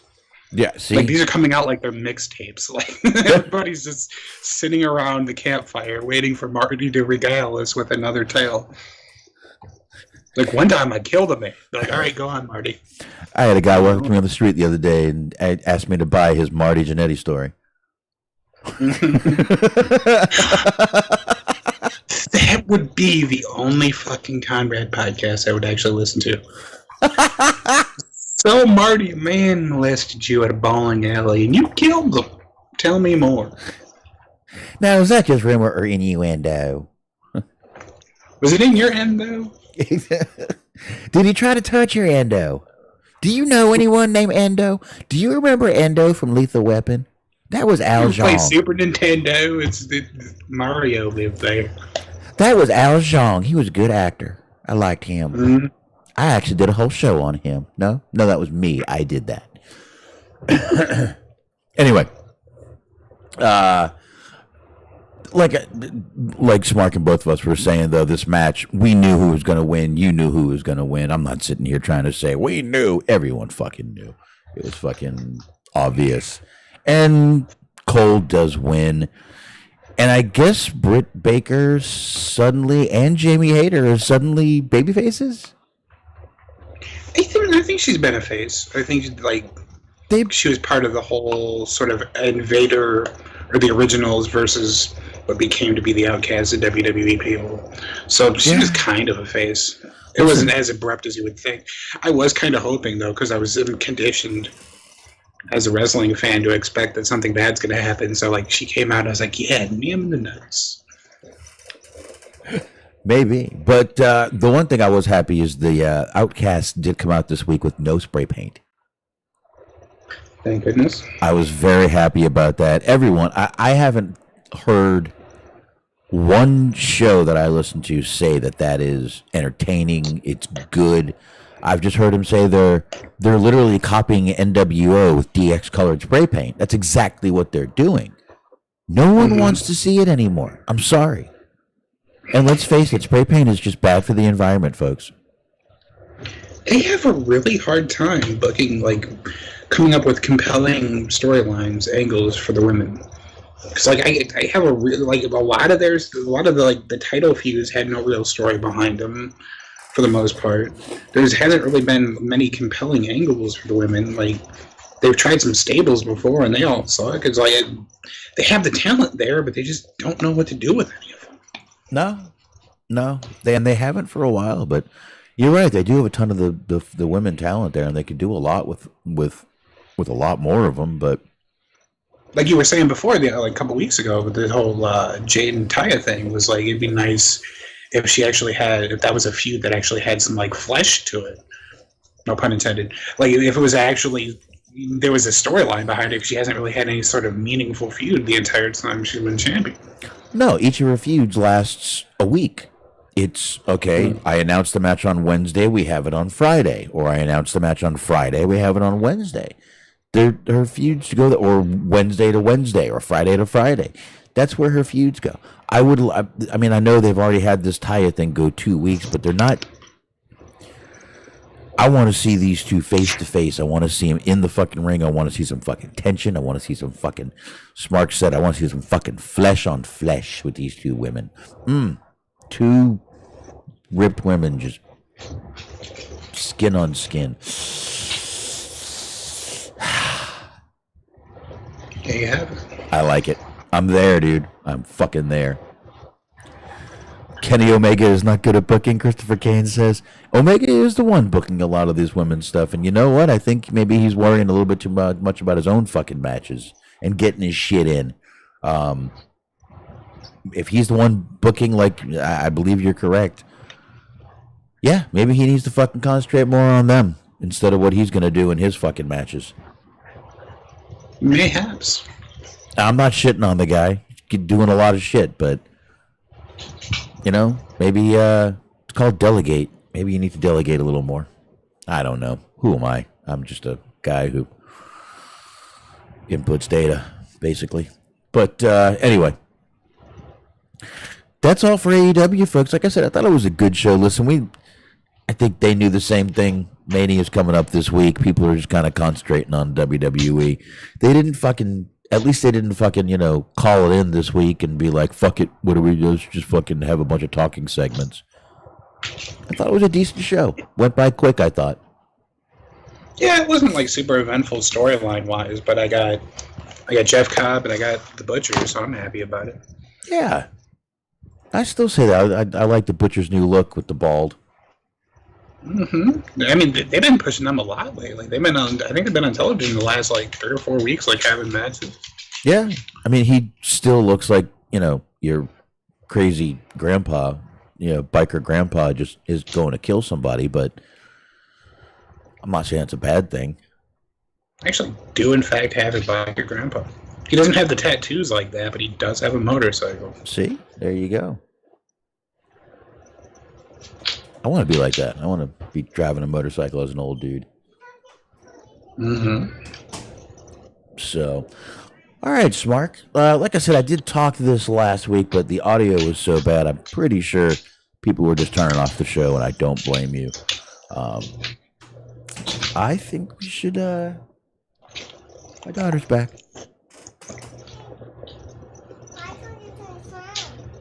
Looks like they're doing a complete replay of All Access, by the way. I think looks like they played it twice in a row. Or is it a 2-hour special? I don't know. I do actually plan on checking it out tomorrow. Because I don't know who's all involved, but I know Kingston's involved, and I'm kind of interested about that. If there's any actual footage of that whole confrontation with Sammy, that'd be kind of fun. Oh, who knows?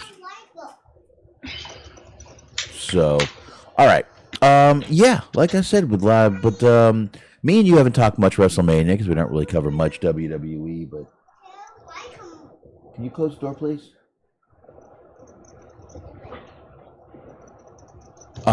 Anyway,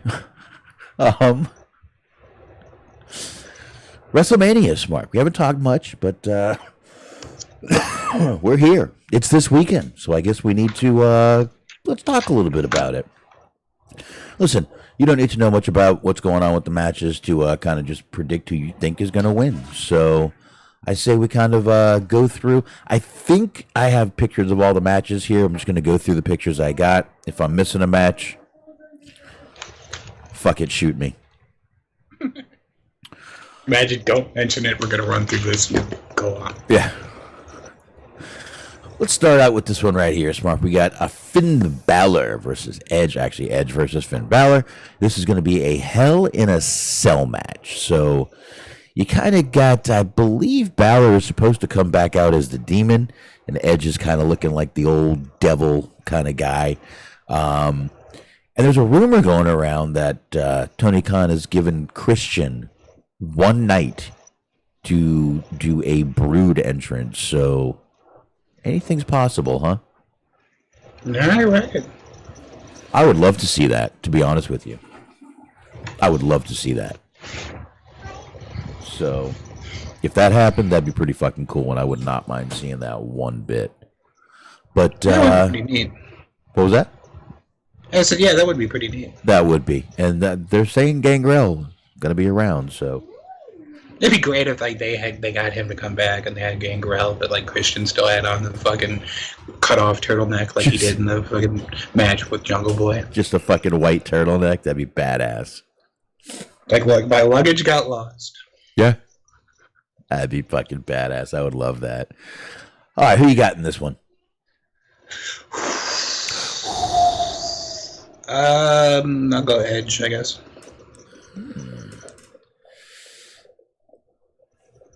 I think I'm going to go with Edge here, too.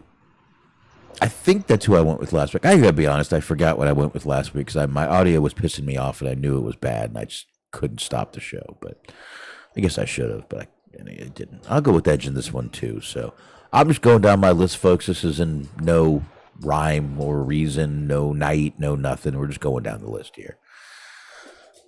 So this all culminated over the past couple weeks, Smark, with Owens and Sami Zayn getting back together, and they're going up against the Usos to try to get the undisputed WWE Tag Team Championships. What do you say? What do you say? What do you say? What do you say? What do you say? What do you say? What do you say? Who do you think? Come on, Smark. Come on, Smark. Come on, Smark. There's a lot of pressure here. Come on, who do you think? Come on, talk. Come on, what you doing? Come on, come on, come on. I just told you what you kept going, so the world may never know. Sami and Kevin, I think that's kind of the obvious one, but it's just going to be a damn good match, I think. I think it's going to be an excellent match, and I think that is definitely going to be Sami and Kevin Owens taking the fucking belts there. It's just, this story has been going on for, my God, over a year? Just over a year or just at a year? This story's been going on forever. This is definitely time to wrap this up, and it's time these guys got back together, and I think this is going to be a good match, definitely. Could possibly be the closer to night one. I don't know. They're saying maybe Charlotte and Rhea might be, which we'll get into that in a few minutes here. But let's go next one.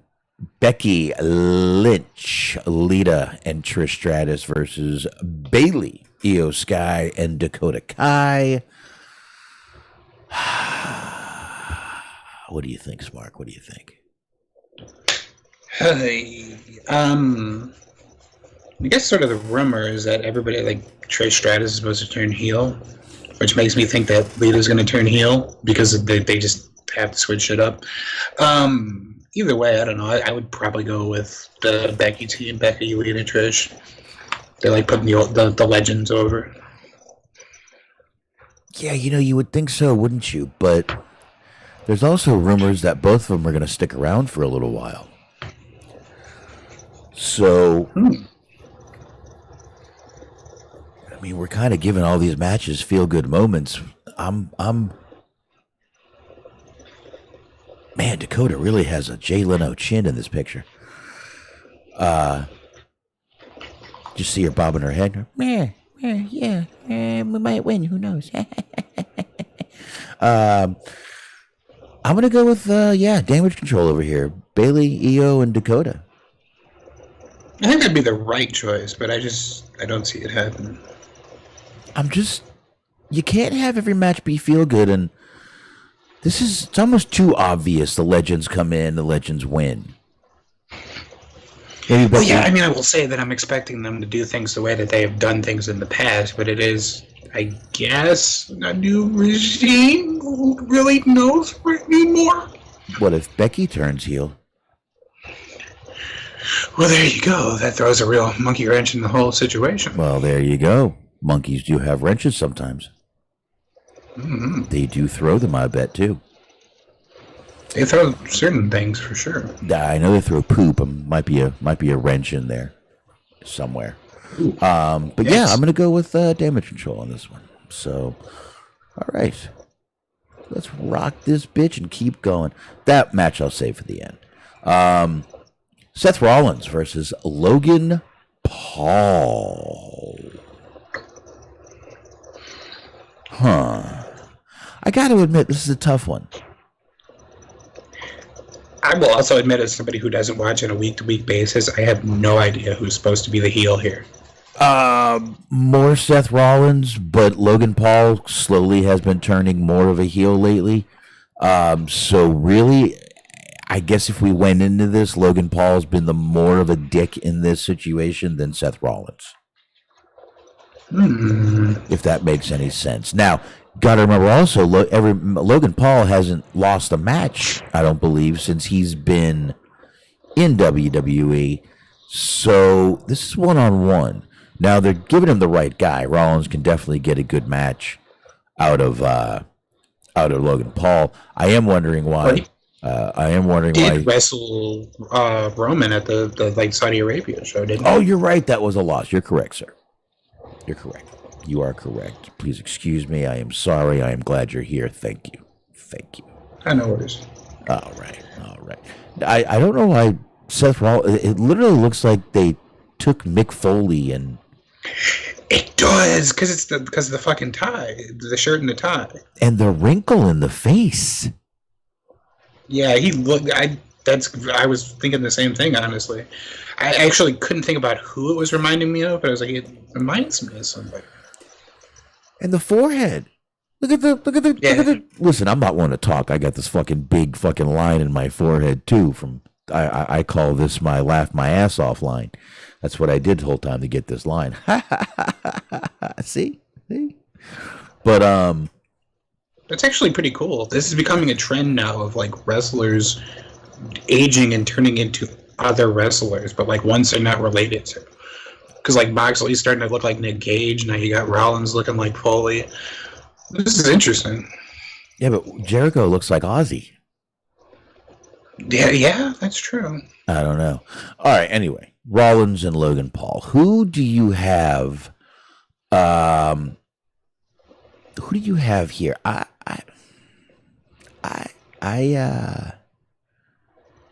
Wow. Logan Paul's gonna go WrestleMania. Yeah, I'm going Logan Paul. I think that they're gonna want to give Logan Paul his Mania moment here. Social media. Yeah, I guess I'll go that. I guess if he's like the heel, because like we've been saying, there's been a lot of feel-good moments I'm predicting. So I guess we'll go Logan Paul. This is going to be your social media hit match. Yeah. So, all right. Let's roll on here. We've got a triple threat here, Smark. Drew McIntyre versus Gunther versus Sheamus. I see Gunther walking away with this title. I really don't think either one of them should lose. I definitely see Gunther retaining. What about you, sir? Yeah, I would go Gunther too. It's gonna be a damn good match, though. I'm looking forward to that one for sure. Oh yeah. Everyone is walking out of this match with their chest just having blood blisters everywhere. Everybody. They all work fucking stiff. That's gonna be a hard hitting match.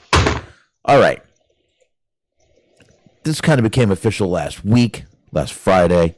Rey Mysterio versus his son, Dominic. Now, let's not forget Rey Mysterio is going into the Hall of Fame. Would Rey like to possibly retire this year and we don't know it and lose to his son? I don't know. Do you know, Smark? I don't know. I don't either, but I mean, how much longer can Rey do this? Yeah. I'm taking Dominic. This is a tough one too. I'll take Dominic too. I mean, even if Rhea gets involved somehow, I see Dom winning this match, one way or the other. Mm-hmm. So, yeah, I definitely do. Definitely see Dom winning this match. All right, let's keep this fucking rolling. The match we actually mentioned a little while ago. Charlotte versus Rhea. Good God, Rhea. Don't stare at me like that, girl. Charlotte looks like they made her out of clay and then put her on the fucking poster. You're not kidding. I swear to God, dude, it looks like a fucking claymation of Charlotte.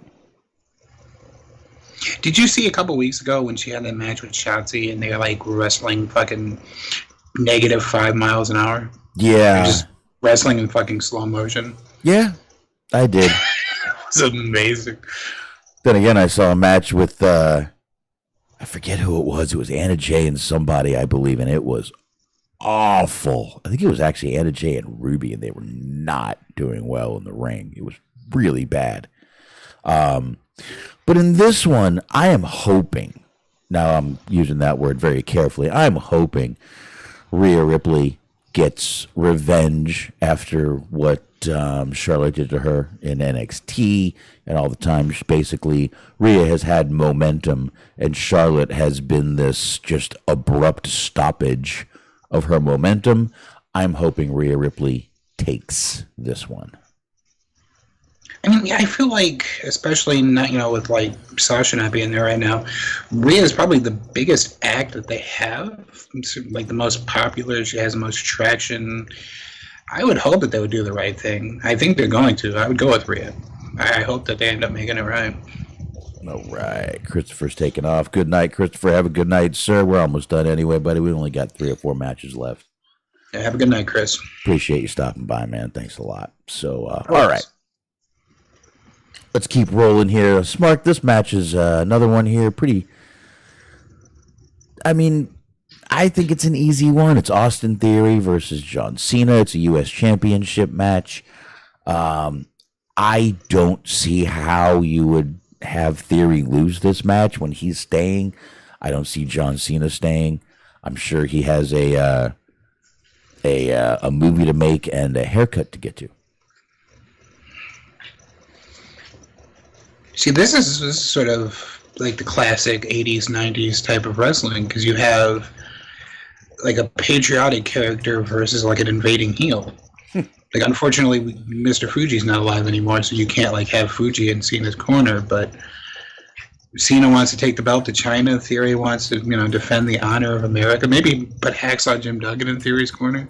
I don't know. By the way, if Alex Wright had a beard, it'd be Austin Theory. Yeah, maybe. See, I don't. Yeah, and the fact that it's for the belt makes it hard. I'm gonna say I think Cena does win. I'll go with Cena. Really? Yeah, I mean, I don't know when the next time you'd be able to defend the belt is. Maybe like SummerSlam or something. But like, they don't care about having that belt defended regularly. It doesn't seem like it anymore. Or you just have them lose it on Raw the next night or whatever the fuck. Oh, what's the point then? Just put over your fucking guy. Know, but when's it ever stopped him? No, listen, I'm not denying that could happen in a fucking second. It's John Cena. I'm not even fucking going there. But it's like common sense, dude. You've got to use some common sense and think that Theory's got to win this match, but you're right. It's for sure the most logical option, but again, no, they could totally never stop that. Dude, WWE could totally throw common sense out the fucking window and just go the way they want to go. I would never fucking deny that, but I'm gonna go Theory on this one. You can you can take Cena. So we now get to probably the most anticipated match: Brock Lesnar versus Omos. Jesus. All right. All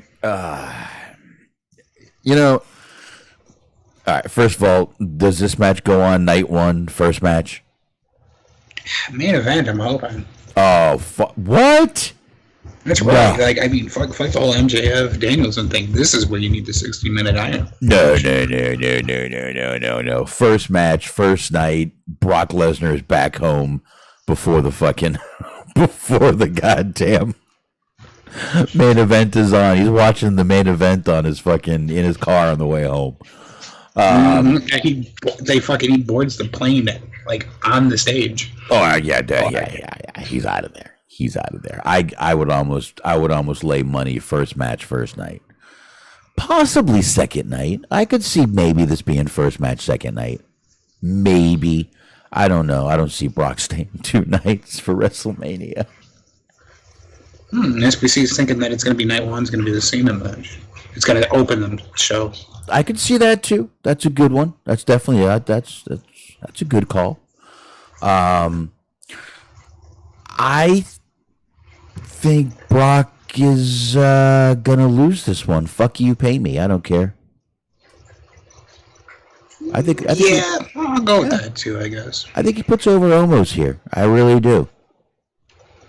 Yeah, I mean, they want him to be the next, like, big monster heel guy, so I'm going to try it, I suppose. Undertaker put over Omos like he was the next superstar. We talked about that, so I think they see something in him, and I think Brock definitely. No, I'm not going to say he throws the match. I think Brock loses, Omos wins. Brock does the job. Brock does what he's supposed to do. Puts over new talent. Doesn't matter. Brock could lose this match, come and take off 3 months. He'll come back and he'll get the biggest pop of the night, no matter what. There you have it. Where are you? You're thinking Brock too, or Brock losing, or almost losing? Yeah, I'll go. Yeah, almost. All right, we both almost here. Almost. All right, so we got 2 left here, folks. We got Bianca versus Asuka. Asuka with her new look. I hate to say she looks sexier, but good God, she does. I don't even like clowns, but good God. This sort of harkens back to a couple years ago when we were talking about sexy clowns. I'm sure Shaheem is loving this look. I like it. The pink eyes. Jesus, this is gorgeous. But I do see Bianca winning this match. I don't see Asuka right now taking that title off of Bianca. I don't see why. I think Bianca's been great. I think she's actually got a little bit of buzz going around the, she's been doing all these little kind of feats of strength and stuff. And I think she's got a little bit of buzz around the women's division. And I don't see a reason to take it off of Bianca at WrestleMania. I see her winning and retaining as being a bigger moment for her.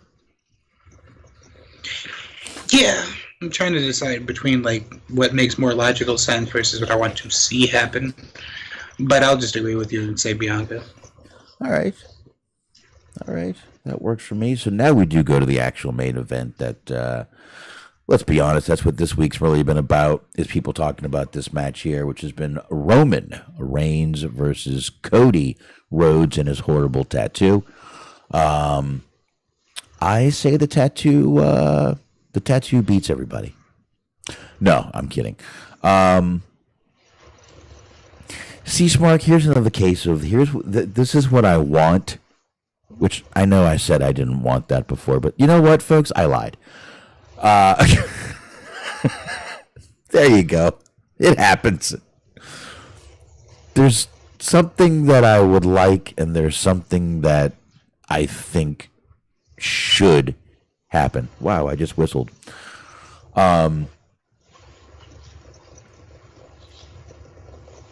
I don't think Cody should win here. I think he gets all this fanfare. He comes back in his first try. It goes well, and he wins. I don't like it. I say Cody loses, and I'm there. I'm done. Final answer, sir. Look, if you believe in the power of like manifestation and positivity and just wanting to see something bad enough that it eventually happens, and you like put that energy out into the world, that's what I'm going to go with. Just hoping, and praying, and wanting more than anything to see Cody lose. This isn't about Raymond. This is just about me not liking Cody.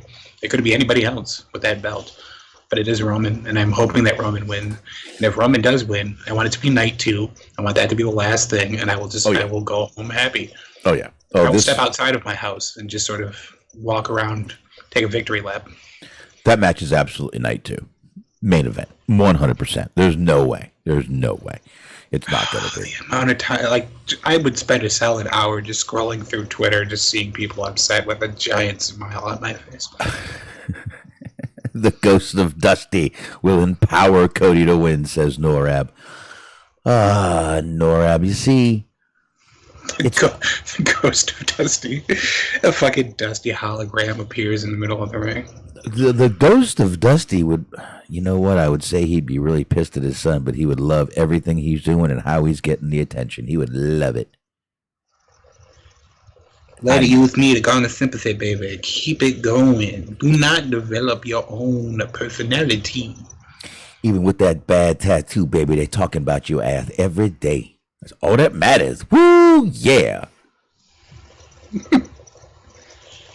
So, I don't know, man. That's it. That's WrestleMania, folks. That is it. Whoa, WrestleMania. Fighting to survive. Pump it up, pump it up. There you go. So, that's all we got for you, folks. I got nothing else, Mark. You got anything else? I do not. I'm kind of looking forward to the show, though. It should be a good time.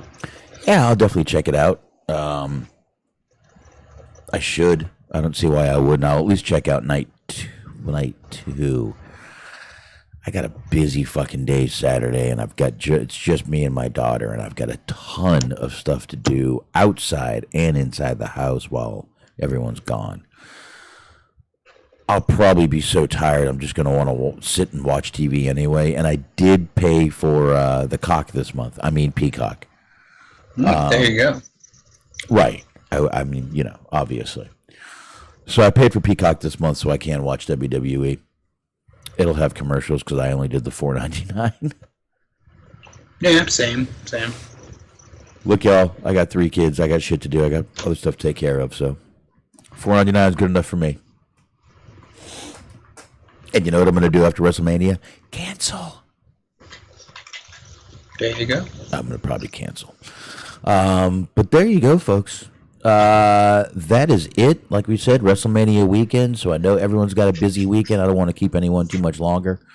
I'm sure y'all got a ton more podcasts that you're going to be wanting to listen to anyway.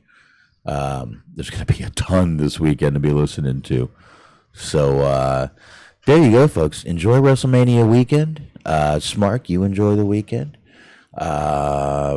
Everyone, thanks for joining. Good chat room tonight. I appreciate it, as always. Smark, where are they going to find you, my man? They're going to find me in the JDNY chat that's about to start because he's reviewing Dino. No, I'm kidding. You're going to find me Mondays, 8:30 p.m. on Totally Inappropriate Sports. That's on Metal Knit Podcast Network on the Mixler or on the archives. It usually goes up the same night, so check it out. All right. There you go, folks. And I'll tell you when I'm bringing Hollywood Hangout back. I know I fucked up. Leave me alone. I will. I promise. Might have to come back and start with John Wick 4. Well, if you ever decide to do Cocaine Bear, you know who to call. Yeah. I've never done cocaine with or without a bear. I just want you to know that, and I'd like to put that out there as a statement. Folks, drugs are bad with or without bears around. I just want you to know that. One of those statements is true for me as well. Never with the bear around. That's right. There you go. I figured. Anyway, folks, on that the note, claws, they're gonna fuck up the lines. The lines are gonna be all kinds of crooked. It's gonna be like Michael J. Fox drew. You had to go with the Michael J. Fox line. Mm-hmm. He can't help it, Smark.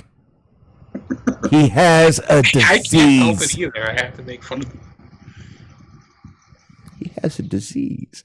Anyway, all right, folks, we're getting the fuck out of here. We're gonna be just under 2 hours, and I like that. So there you go, folks. Enjoy WrestleMania. We'll be back probably next Wednesday if we happen to decide to go on and do anything live. Don't forget to hit that little YouTube bell. That's right. Ring that bell on YouTube. Dingy, dingy, dingy. All right, folks. So there you go. Have a great night. Have a great weekend. Have a great life.